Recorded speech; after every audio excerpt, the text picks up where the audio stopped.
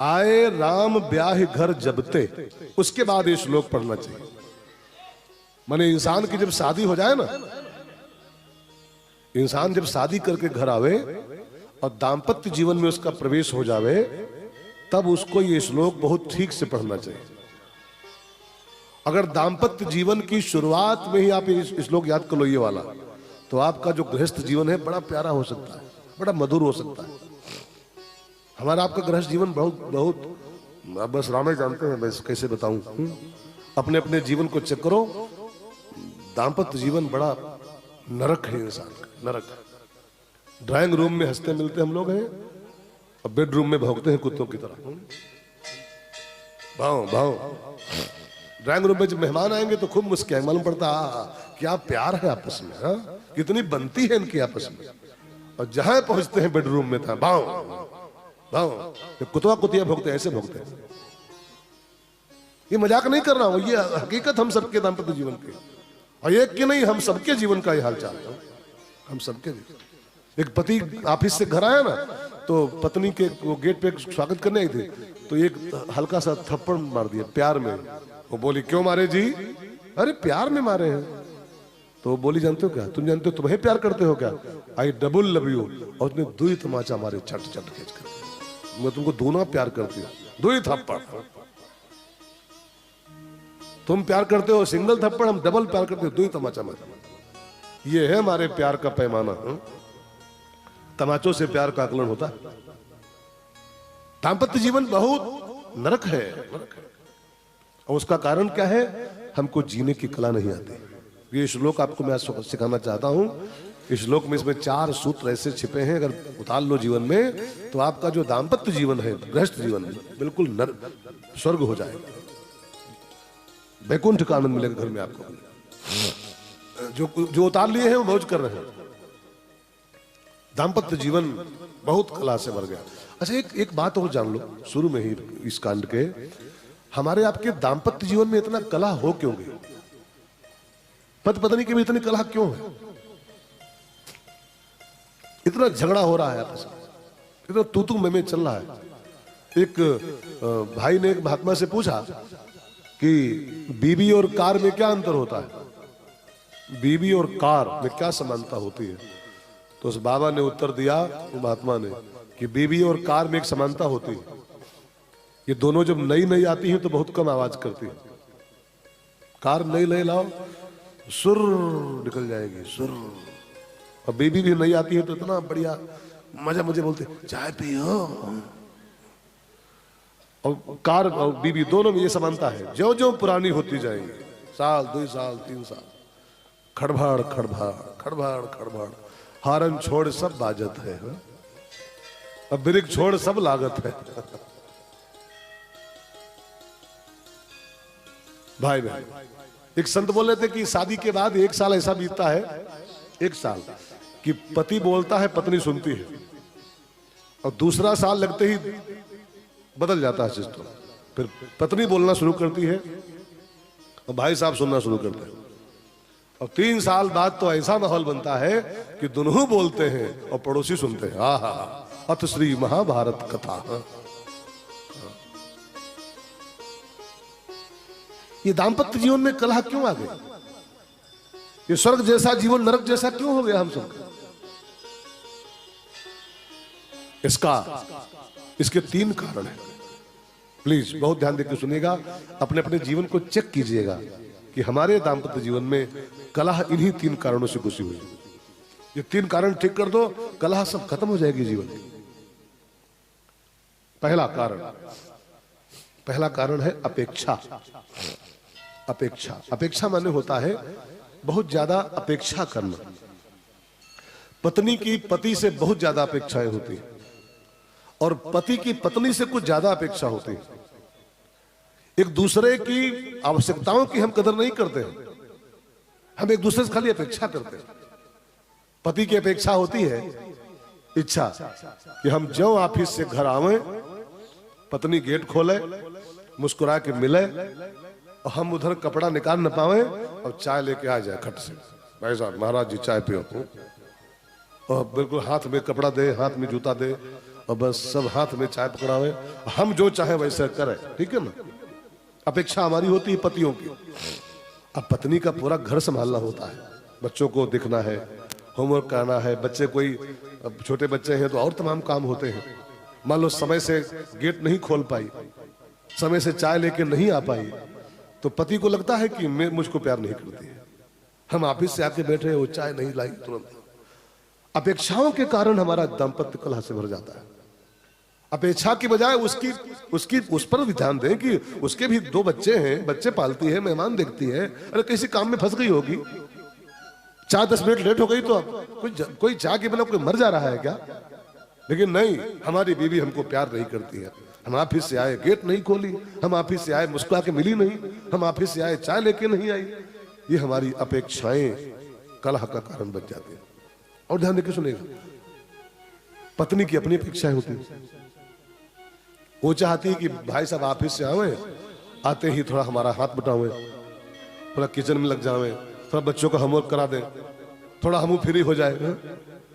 अब मान लो वो थका हारा, वो चूसा चासा आया है वहां से, आपको अन्यथा मान लीजिएगा।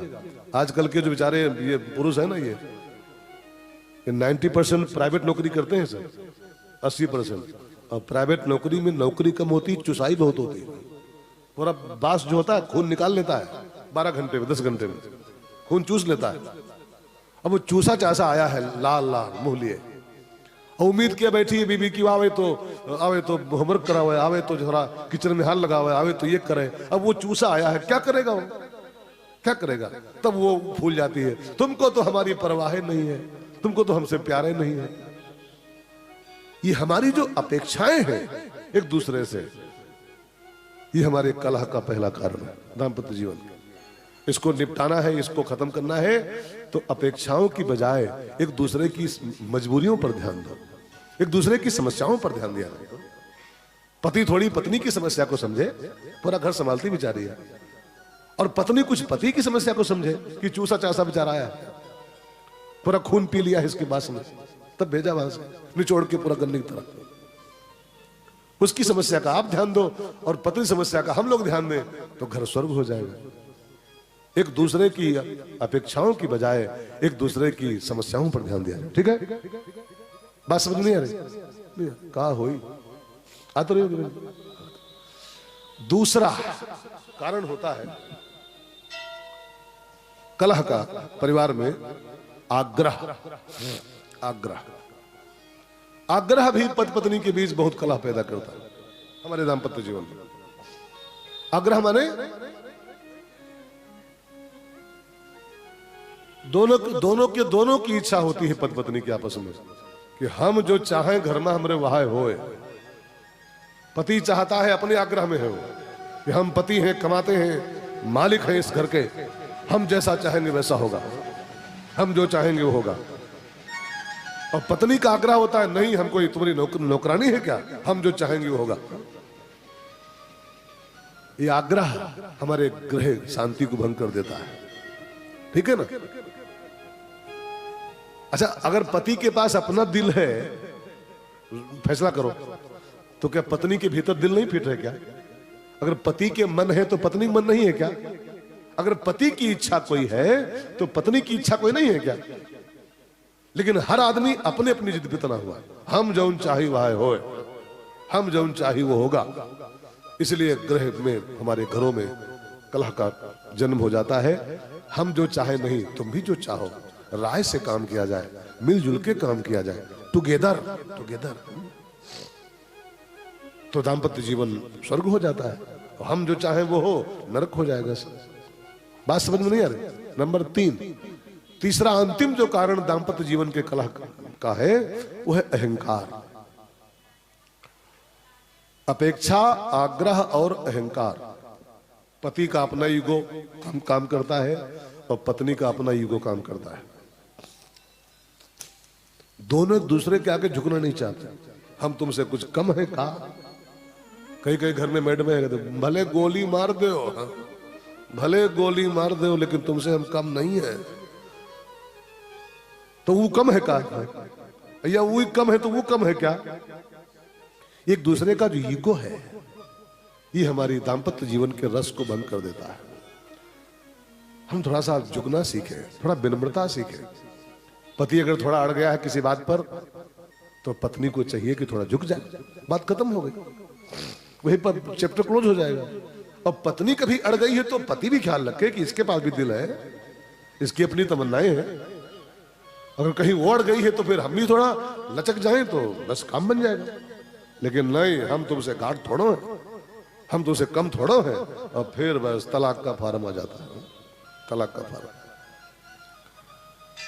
मेरी एक कथा में मुझको अनुभव हुआ था बड़ा बढ़िया। एक मैं कथा कहीं कह रहा था, दिल्ली उल्ली में था, कहाँ था खबर नहीं। तो कुंभकर्ण पे बोला मैं, कुंभकर्ण पर। और कुंभकर्ण अहंकार का प्रतीक माना गया है रामायण में, थोड़ा सा ध्यान दीजिएगा। और उसकी मैंने खूब व्याख्या किया 1 घंटा। अहंकार रूपी कुंभकर्ण, अहंकार रूपी कुंभकर्ण पर बोला। अब कुंभकर्ण पे ही बोल के कथा उस दिन पूरी हो गई, अहंकार पर, ठीक है ना। अब मैं बैठा, गाड़ी कथा जब पूरी हुई थी तो पति उसका जो आयोजक था ना, वो दोनों प्राणी श्रोता थे, पति पत्नी। तो पति गाड़ी खोले खड़ा था ले जाने के लिए हमको। तो बोला गुरुजी तनी रुक जाओ, जरा कुंभकर्ण आ जाए।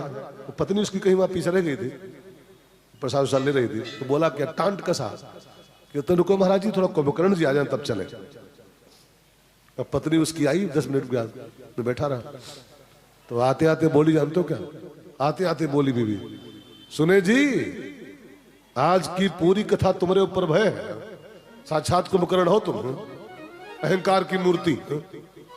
अब वो कहे कि तुम कुंभकर्ण हो, वो कहे तुम कुंभकर्ण हो। तो हमने कहा भाई साहब, कुंभकर्ण और राम को लड़ते तो मैंने देखा था, रामायण में सुना था, लेकिन कुंभकर्ण कुंभकर्ण लड़ रहे हैं ये पहली बार देख रहा हूं, आज पहली बार देख रहा हूं। हमारे गृहस्थ जीवन में कलह का बहुत बड़ा कारण यह है कि हमारा कुंभकर्ण कुंभकर्ण लड़ जाता आपस में। वो कहते हम तुमसे कम नहीं है, वो कहते हम तुमसे कम नहीं है। अब इसी में महाभारत शुरू हो जाती है। एक थोड़ा कम हो ले, एक कुछ अकड़े, एक झुक जाए, काम बन गया। एक माने पति ही नहीं, कभी पति पत्नी अकड़ जाए तो पति झुक जाए, काम बन जाएगा।